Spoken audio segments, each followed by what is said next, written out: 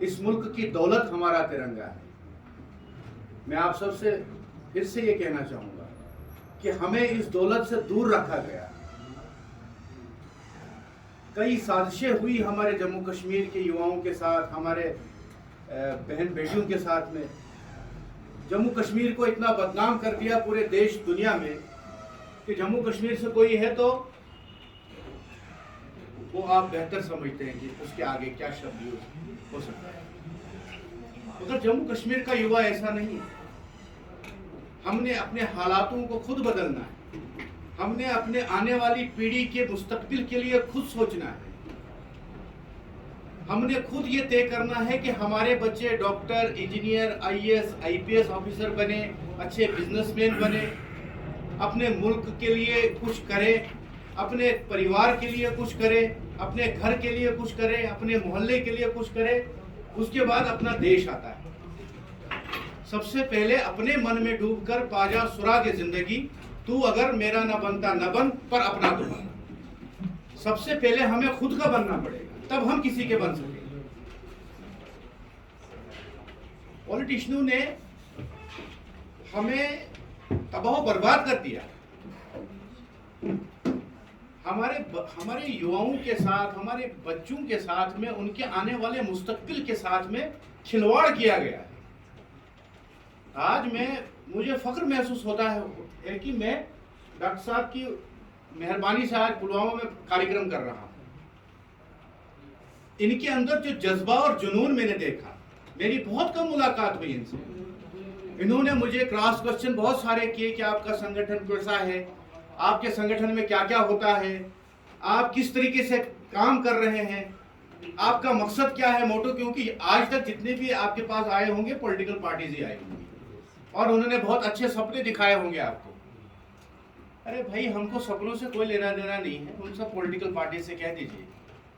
उन्होंने अपने अरबों खरबों की संपत्तियां बना के अपने बच्चों को आला तालीम हासिल करवा के, आप देखिए लंदन में भी घर है, अमेरिका में भी घर है, दुबई में भी घर है। आप में से किसी का है? किसी का नहीं होगा। आपके बैंक में 1 लाख रुपए ज्यादा बैलेंस भी नहीं होगा। नहीं, ये हकीकत है। बैलेंस भी क्या रहेगा? नौकरी पेशा आदमी जिसकी तनख्वाह 1 लाख होती है, पूरे महीने का खर्च निकाल के 10,000 रुपए उसके पास बैठा होगा। यार, कब तक हम इसको बर्दाश्त करते रहें? हमारे साथ जो खिलवाड़ किया गया है, मैं आज पॉलिटिकल नहीं होना चाहता था, लेकिन 2-4 बातें जरूर आपसे कहूंगा कि एक संवाद हमसे बाकी पॉलिटिकल पार्टीज ने किया, हमें सरकार से दूर रखने के लिए, सरकार की नीतियों से दूर रखने के लिए। हमसे एक सरकार के खिलाफ जो साजिशें अपोजिशन की चली, और सबसे ज्यादा नुकसान हमारी कौम को हुआ, मुसलमान को हुआ इस देश में, और किसी को नुकसान नहीं। अभी क्या है, बाहर देखिए आप, हिंदुस्तान की तमाम रियासतों में घूम चुका हूँ। मैं पहले बैटल फोर्स में था, आपको इंफॉर्मेशन दूँ।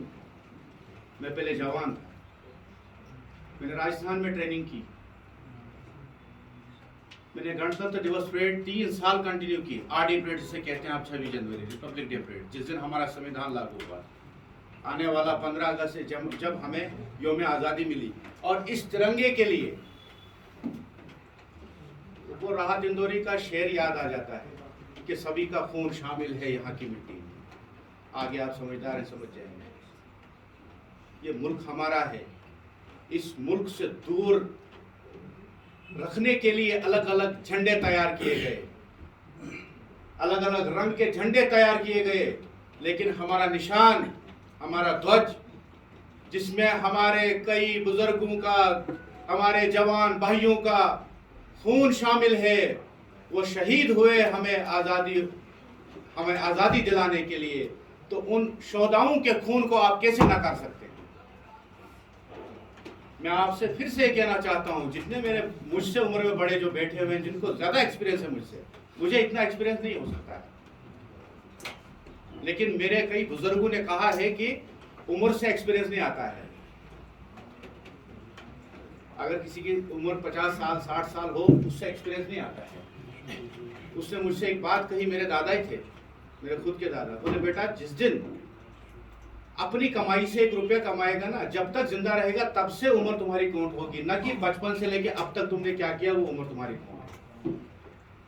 तो एक्सपीरियंस बाजार में मिलता है, मार्केट में मिलता है, और हमें हर मार्केट से दूर रखा जा रहा है।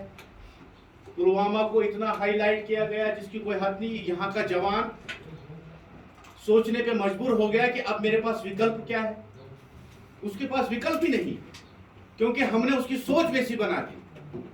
हमने अपनी बेटियों को, अपने बच्चों को क्या तालीम देके उसको कहां लेके जाना चाहते हैं। हर कोई आईएएस नहीं कर सकता, हर कोई आईपीएस नहीं बन सकता। सरकार की नीतियों को समझिए। सरकार किसी के खिलाफ नहीं होती है। अल्लाह जिसे ताज देता है वही पहनता है। कहते हैं ना, जिस खेत से दहका को मुयस्सर न हो रोजी, उस खेत के हर गोशे गुंदम को जला। आज सल्यूट तिरंगा सरकार से संवाद करने का एक माध्यम बन सकता है। आपकी परेशानियों का सबब बन सकता है। आप इस तिरंगे के नीचे हैं, अरे बड़ी मोहब्बत करते हैं लोग। पूरे जम्मू कश्मीर में हर जगह गया, उन्होंने कहा कि हम तिरंगा यहाँ नहीं यहाँ उठाएंगे। कश्मीर के लोग हर चीज में आगे, हर चीज में खासियत है हमारे जम्मू कश्मीर के लोगों में, जो दुनिया का कोई शख्स नहीं कर सकता। डॉक्टर साहब ने कहा वो कश्मीर का जवान कर सकता है, चाहे वो फार्मिंग में हो, चाहे वो हमारे हॉर्टिकल्चर में हो, किसी भी फील्ड में हो। तिरंगे से क्या प्रॉब्लम है किसी को नहीं। मैं नहीं समझता आज 10 लोग 50 लोग यहाँ जितने भी लोग बैठे हैं, हमारी बच्चियाँ बैठी हैं, इनके भविष्य के बारे में हमें अपने वतन से मोहब्बत, इस तिरंगे से मोहब्बत, इस संविधान से मोहब्बत और सरकार से मोहब्बत। जब तक हम मोहब्बत नहीं बांटेंगे हमको बदले में मोहब्बत नहीं मिलेगी। आज जितना भी हम आक्रोश दिखाएंगे सरकारों से, हम सरकार से नहीं लड़ सकते। आज आप अपने जहन में ये बात बिठा लीजिए कि कोई एक व्यक्ति किसी सरकार से नहीं लड़ सकता है, सरकार सबसे लड़ सकती है। हमें सरकार से दूर करने की जो साजिशें अपोजिशन पार्टीज ने की हैं, उसका खामियाजा आज हमारे बेरोजगार नौजवान भुगत रहे हैं, कश्मीर का युवा भुगत रहा है। मैं आह्वान करूंगा कश्मीर के युवाओं से कि सरकार से डायरेक्ट संवाद करें। सरकार आपकी बात सुनेगी और जरूर सुनेगी। सरकार आपसे अलग नहीं है। सरकार जम्मू कश्मीर का हित चाहती है, जम्मू कश्मीर के अमन अमान पे पूरा काम कर रही है, जम्मू कश्मीर के लोगों के लिए पूरा काम कर रही है। लेकिन आप तक अगर वो सुविधाएं नहीं पहुंचती हैं, ये कसूर उन बैठे ब्यूरोक्रेट्स का नहीं है, ये कसूर आपका है कि आप सरकार तक नहीं पहुंच पा रहे। प्रधानमंत्री सबका होता है, किसी एक वर्ग का नहीं होता है। हिंदू, मुसलमान, सिख, ईसाई सबका है हमारा प्रधानमंत्री। वो देश विदेश में बहुत अच्छे काम कर रहे हैं, मैं किसी की तारीफ नहीं कर रहा हूं, लेकिन मेरे देश का प्रधानमंत्री, मेरे को सम्मान, मान सम्मान उनको देना है। उन्होंने भी हमारे संविधान की शपथ ली है कि मैं देश के 140 करोड़ देशवासियों की हिफाजत करूंगा, अपने अमन अमान में रखूंगा, उनकी भलाई के लिए और उनकी फलाह के लिए काम करूंगा। तो हमें भी सवाल उनसे ही करना है, हमारे देश के प्रधानमंत्री से करना है। और बहुत प्यार करते हैं वो पूरे 140 करोड़ देशवासियों से, ऐसी बात नहीं है। ये लोगों का भ्रम बनाया गया है। आज मैं बोलता हूं कि मैं मुसलमान हूं, मैं कट्टर मुसलमान हूं, पर मैं कट्टर देशभक्त मुसलमान हूं, मैं कट्टर हिंदुस्तानी मुसलमान हूं। इसी तरीके से एक हिंदू कहता है कि मैं हिंदू हूं, मैं देशभक्त हूं, मैं कट्टर हिंदू हूं। इसमें क्या हर्ज है? अपने वतन से मोहब्बत करना, उसको चाहना, अपनी इस मिट्टी को चाहना कोई गलत बात नहीं है। क्या हमारे कुरान में ये लिखा है कि जिस वतन में आप रह रहे हो उस वतन से आप नफरत करो? हमारी नमाजें ये कह रही है, हमारे अहदीस ये कह रहे हैं? नहीं कह रहे हैं। हमें अपने वतन से बेहद मोहब्बत करनी चाहिए। जब मोहब्बत दोगे तभी तो मोहब्बत मिलेगी मेरे भाई। पॉलिटिकल नहीं होना चाह रहा था, लेकिन मैं हो गया थोड़ा सा, माफ कीजिएगा। सैल्यूट तिरंगा आपकी समस्याओं का समाधान बनेगा।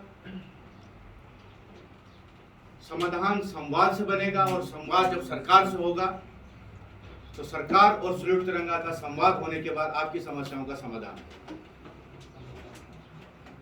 और खुद के बारे में सोचिए, अपने बच्चों के बारे में सोचिए। अगर हमारे हदीस में भी ये है कि हमें घर में खुद खाना खाने से पहले हमें अपने पड़ोसी के घर में जाके देखना चाहिए कि उसने खाना खाया कि नहीं खाया।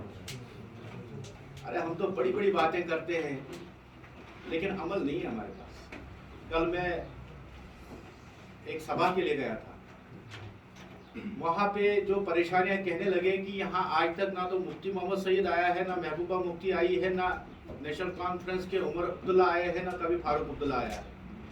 हम यतीमों की ज़िंदगी जी रहे हैं इस मोहल्ले में, ना हमारे पास पानी है, ना हमारे पास सड़क है, ना हमारे युवाओं को कोई रोज़गार है, ना हमें कुछ। बताइए आप, मेन शहर में से बीचों बीच नौपुरा। सरकार आपके साथ में है। मैं आपका ज़्यादा वक्त न लेते हुए 2-3 चीज़ों को मैं आपको ज़्यादा जोर दूंगा कि ये मोहब्बत और ये शफ़क़त जब तक हम बांटेंगे नहीं, हमें मिलेगी।